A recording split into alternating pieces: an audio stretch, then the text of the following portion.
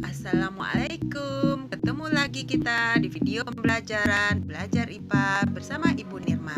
Tetap dengan moto kita, belajar IPA gampang, asyik, dan menyenangkan.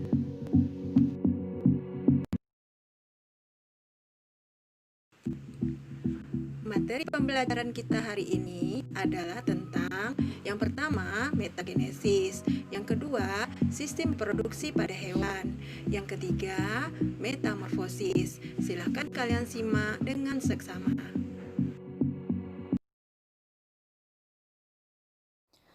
Pernahkah kamu melihat tumbuhan lumut dan tumbuhan paku berbunga? Tentunya tidak. Tumbuhan lumut dan tumbuhan paku tidak pernah berbunga. Lalu, bagaimana tumbuhan tersebut bereproduksi? Reproduksi generatif dan reproduksi vegetatif berlangsung secara bergantian melalui suatu pergiliran keturunan yang disebut metagenesis. Fase vegetatif atau fase sporofit merupakan tahap saat tumbuhan menghasilkan spora, sedangkan fase generatif atau fase gametofit merupakan tahap saat tumbuhan menghasilkan gamet. Metagenesis tumbuhan lumut atau disebut juga dengan bryophyta. Pergiliran keturunan tumbuhan lumut adalah sebagai berikut. Tumbuhan lumut membentuk gametofit jantan atau antheridium dan gametofit betina atau archegonium. Antheridium menghasilkan sperma dan archegonium menghasilkan sel telur atau ovum. Sperma berenang menuju archegonium dan membuahi sel telur sehingga terbentuklah zigot yang bersifat diploid. Zigot tumbuh dan berkembang menjadi sporofit embrionik di dalam archegonium. Sporofit tumbuh dan berkembang menjadi sporofit dewasa yang memiliki sporangium. Sporangium merupakan kotak tempat spora haploid berkembang. Ketika penutup sporangium terbuka, spora akan menyebar. Spora akan berkecambah membentuk protonema. Protonema terus tumbuh dan berkembang membentuk tumbuhan lumut. Metagenesis tumbuhan paku atau Pteridophyta. Pergiliran keturunan tumbuhan paku adalah sebagai berikut. Tumbuhan paku atau sporofit dewasa memiliki sporangium atau kotak spora. Kotak spora akan pecah dan akan menghasilkan spora haploid. Spora akan berkembang menjadi protalium haploid. Masing-masing protalium memiliki organ kelamin jantan atau antheridium dan organ kelamin betina atau archegonium. Antheridium menghasilkan sperma dan archegonium menghasilkan sel telur atau ovum. Sperma berenang menuju archegonium dan membuahi sel telur. Sel telur yang telah dibuahi disebut zigot yang akan berkembang menjadi sporofit baru atau tumbuhan paku.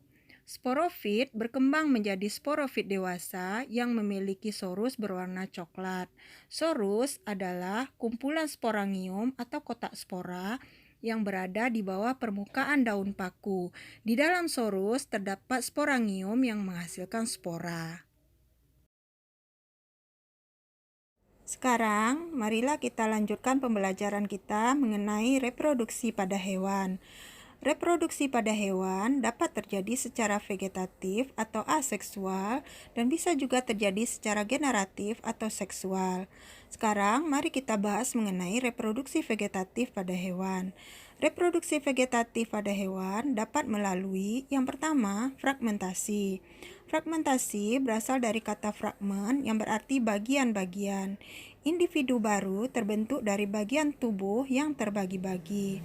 Contoh hewan yang berkembang biak dengan cara ini adalah cacing planaria. Ketika cacing planaria telah mencapai ukuran dewasa, tubuh cacing ini akan terbagi menjadi beberapa bagian. Dari bagian-bagian ini akan tumbuh dan berkembang membentuk individu baru.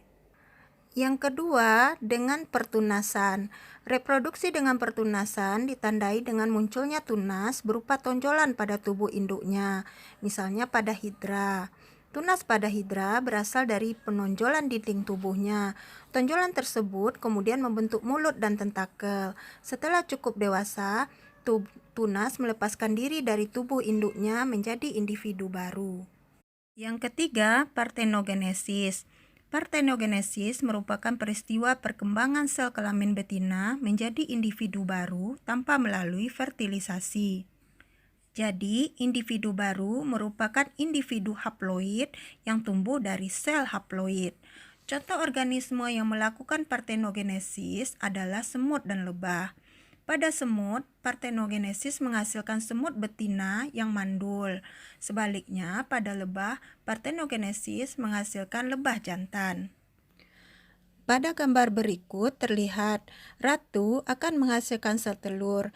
Jika sel telur tidak dibuahi, akan menghasilkan lebah jantan pekerja.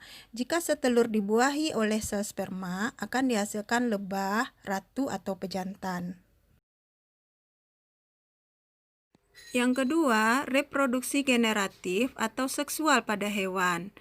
Alat reproduksi seksual terdiri atas alat kelamin jantan atau testis dan alat kelamin betina atau ovarium. Testis akan menghasilkan sperma, ovarium akan menghasilkan sel telur. Satu individu hanya memiliki satu alat kelamin, kecuali pada hewan hermaprodit, di mana satu individu memiliki dua alat kelamin, yaitu jantan dan betina. Contohnya cacing tanah dan siput. Proses reproduksi pada hewan dimulai dari pematangan sel kelamin.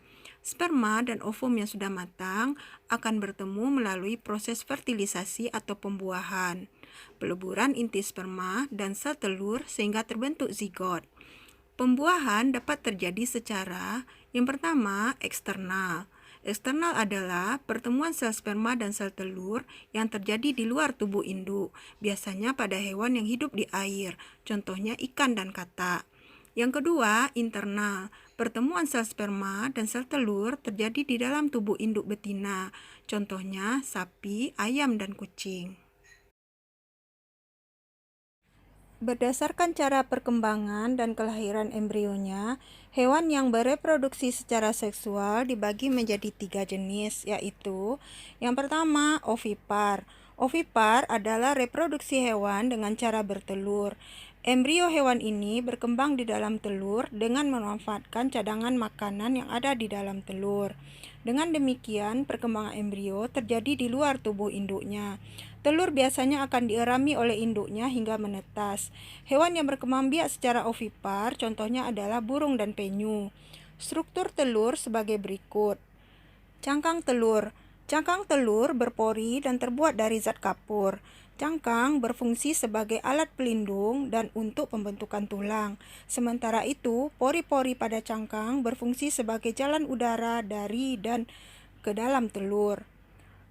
Rongga udara. Di sebelah dalam cangkang terdapat membran yang membentuk rongga udara di salah satu ujung telur. Albumen atau putih telur. Albumen berfungsi sebagai makanan cadangan bagi embrio selama masa pertumbuhan dan perkembangan. Kuning telur. Kuning telur berfungsi sebagai makanan cadangan. Makanan ini disalurkan ke embrio melalui pembuluh darah yang terdapat di sekitar kuning telur. Kalaza. Kalaza berfungsi untuk mempertahankan agar embrio selalu tetap pada tempatnya, yaitu selalu terdapat pada bagian atas kuning telur. Sel bakal embrio. Sel bakal embrio merupakan embrio awal yang terdapat di dalam kuning telur.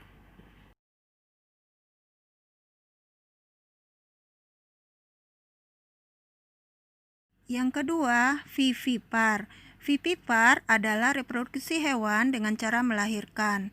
Embrio hewan ini berkembang di dalam tubuh induknya dan mendapatkan makanan dari dalam tubuh induknya melalui plasenta. Setelah embrio dewasa, akan dikeluarkan melalui proses melahirkan.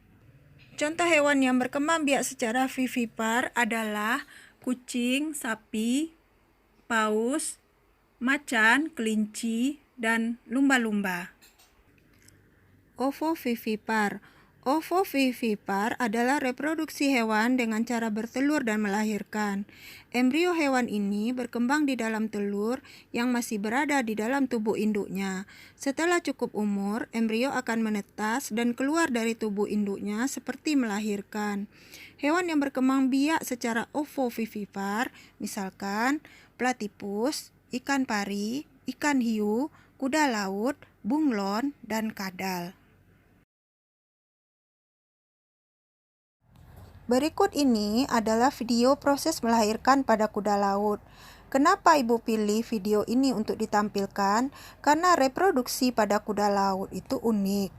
Kuda laut betina akan menitipkan telurnya pada hewan jantan untuk dibuahi dan sekaligus dierami di dalam tubuhnya. Telur kemudian akan menetas di dalam tubuh hewan jantan.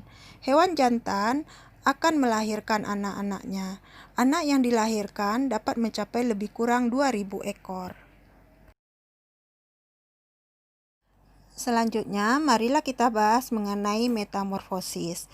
Metamorfosis adalah proses perubahan bentuk tubuh dari embrio sampai dewasa. Metamorfosis dapat dibagi menjadi dua macam, yaitu metamorfosis sempurna dan tidak sempurna. Metamorfosis sempurna dicirikan dengan adanya bentuk tubuh yang berbeda di setiap fase metamorfosis. Contoh hewan yang mengalami metamorfosis sempurna adalah kupu-kupu dan katak.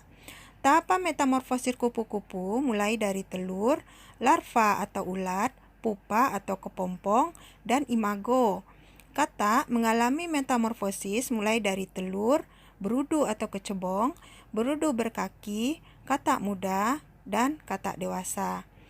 Metamorfosis tidak sempurna ditandai dengan adanya bentuk tubuh yang sama, tetapi ukurannya berbeda pada fase-fase metamorfosis. Contohnya adalah belalang dan kecoa. Belalang mengalami metamorfosis mulai dari telur, nimfa, imago, atau dewasa. Nimfa adalah hewan muda yang memiliki bentuk tubuh yang sama dengan serangga dewasa, tetapi memiliki ukuran tubuh yang lebih kecil dan alat reproduksinya belum berkembang sempurna. Sekian pembelajaran kita hari ini. Sampai jumpa di pembelajaran berikutnya. Semoga kalian dapat memahami materi yang telah Ibu sampaikan. Ibu tutup dengan Assalamualaikum warahmatullahi wabarakatuh.